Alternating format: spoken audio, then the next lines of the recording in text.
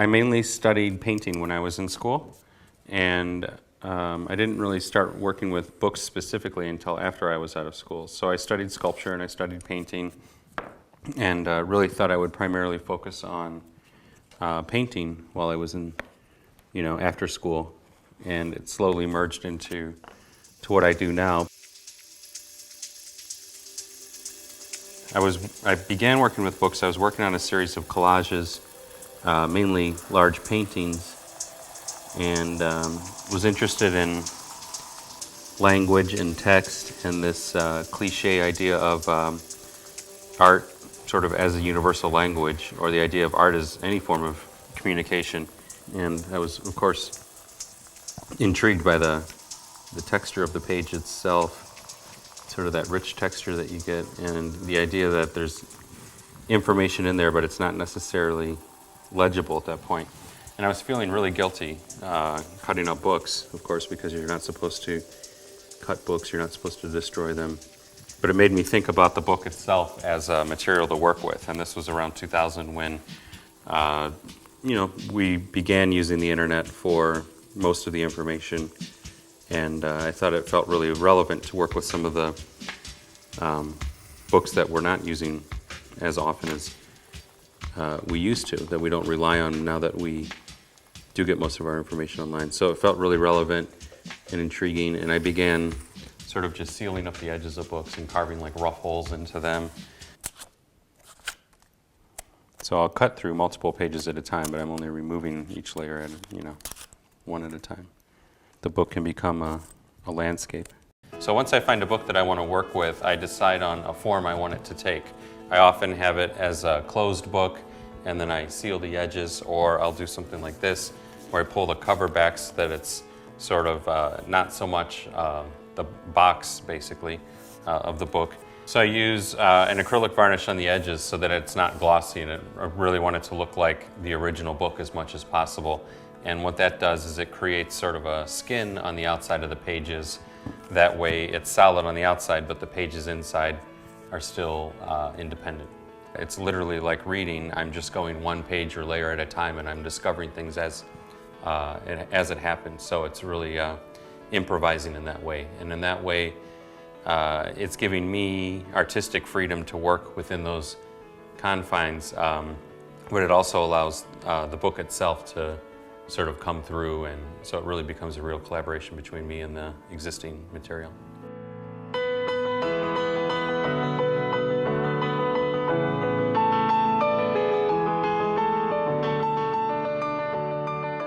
And even though it's a completely subtractive process, there is some push and pull. So sometimes I'll find an image that I think will work well, and but then as I go along further, I realize it doesn't work with the rest of the piece. So sometimes I'll have something and then I'll take from there.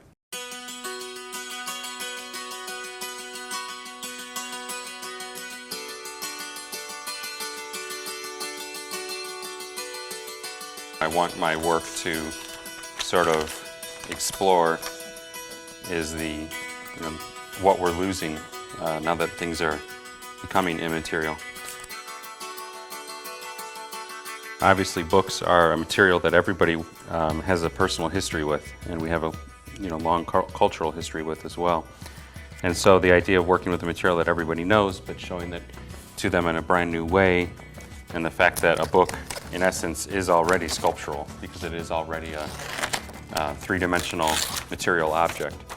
And by losing that physicality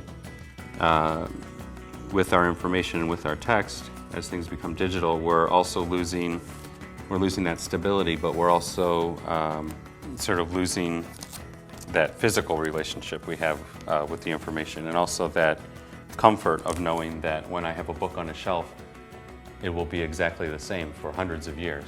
But if I have information on text on a computer, I might lose it in 2 years because my computer might crash, or I might have to update the format.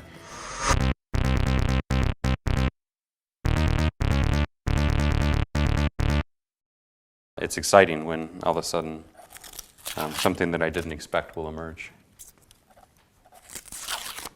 So here this foot just emerged, which is, we were just talking about that. I think this is almost sort of perfect. There's this hand here, and then there's this little foot. So I think I'll use this foot.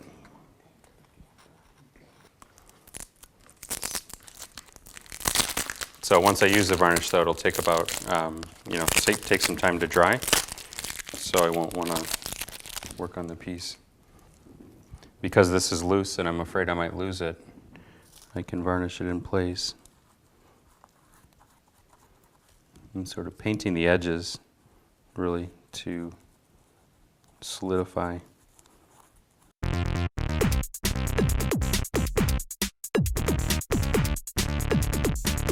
When I started carving into it, I came across this figure right here, just this little head resting on the pillow, and I thought it was sort of an interesting image. And since I came across that image, I decided to choose only sort of forms that came across as abstract. So a lot of these, of course, are medical diagrams and geographic diagrams and architectural and engineering diagrams, but by isolating just certain components of it, it really becomes completely abstract. So I almost thought of everything after this point as being sort of a dream for this figure.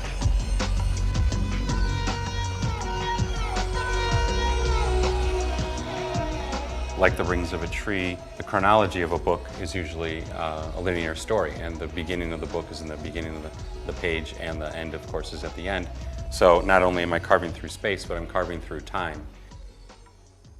And very much like a painter might work, I start by, I'm working on the whole thing at one time, but I'm starting with like the larger images and sort of blocking in those larger pictures, and then go into more detail as I go. And so I'm thinking about the composition pictorially, but then also sculpturally. And right now I feel like this is sort of like I want the energy to flow more through, so I might even open this up.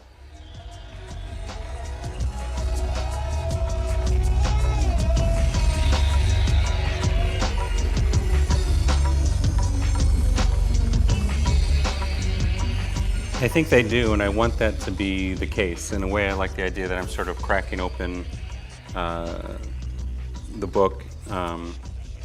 And sometimes there's very obvious connections that are already sort of given within the content, within the structure of the material itself.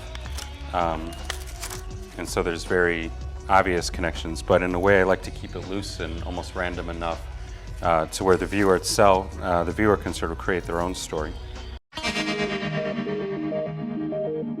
If any type of art is either going to use a material from nature or material from culture.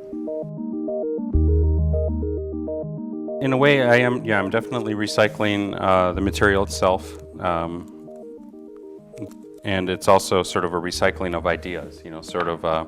So not only when you think of recycling, it's physically recycling the material, but it's also a recycling of the images and the texts that other people have created.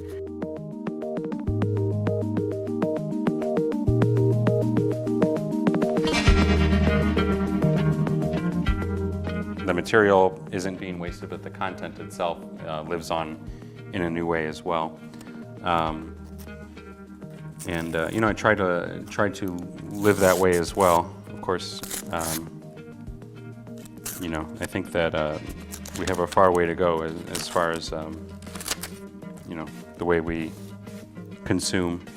And I do think about the idea of the parallels between consumption, as far as in our everyday lives, and then consumption of information.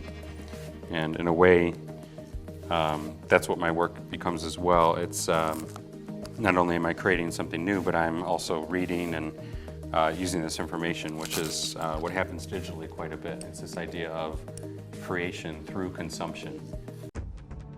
So here's a really interesting image.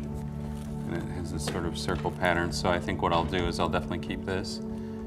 So now it's a good time for me to varnish that down. That has a good balance with some of these things over here. So, I like the image itself, but it also, works really well, sort of having a nice composition.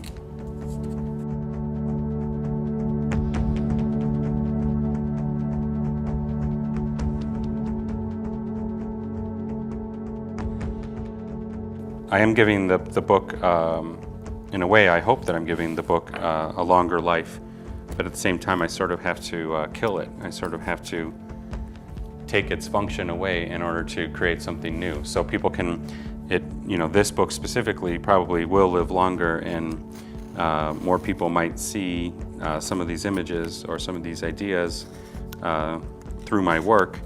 But just like in a natural history museum, if there's a taxidermied animal, it has to die in order for it to be preserved.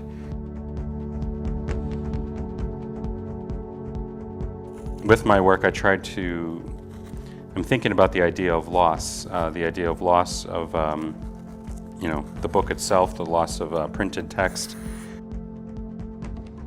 I want there to sort of be a beauty within the piece, but also sort of that tension where it feels like things are being erased and things are being lost.